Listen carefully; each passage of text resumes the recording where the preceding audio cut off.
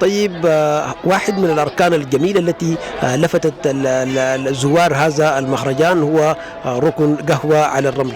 نحن جينا هنا صراحة واتفاجأنا بطريقة يعني ربما تكون غير مألوفة للكثيرين، هي طريقة مميزة لفتت انتباه الكثيرين. نسعد كثيرا أن نكون مع تهاني عبد الله صاحبة ركن قهوة على الرمل. أستاذة تهاني، مهرجان العلفون فكرة عامة، ونريد أيضا نتحدث عن فكرة قهوة على الرمل، طبيعة هذه الفكرة وكيف مكونات هذه القهوة خصوصا.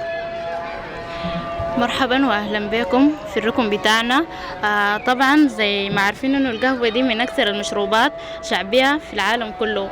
طبعا كل اي زول عنده طقوس في القهوه، واي زول بيحب يشربها بالحاجه اللي هو اللي بتريحه. طبعا نحن عندنا اختراع جديد، القهوه على الرمل. طبعا ده اختراع تركي على الطريقة التركية.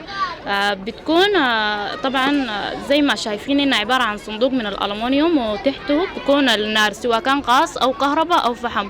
والحاجة دي يعني الاختراع ده اقتصادي شديد، كونك إنك مجرد ما شغلت الغاز أو الكهرباء بتاعتك أو الفحم بتحصل على شنو، على درجة حرارة معينة. مجرد إنت ما حصلت الحرارة اللي إنت عايزها في زر تحت بتقوم تضغط عليه وبتقفله. بكده انه الرمله بتكون احتفظت لك بالحراره دي لمده طويله، بتقدر تعمل فيها القهوه.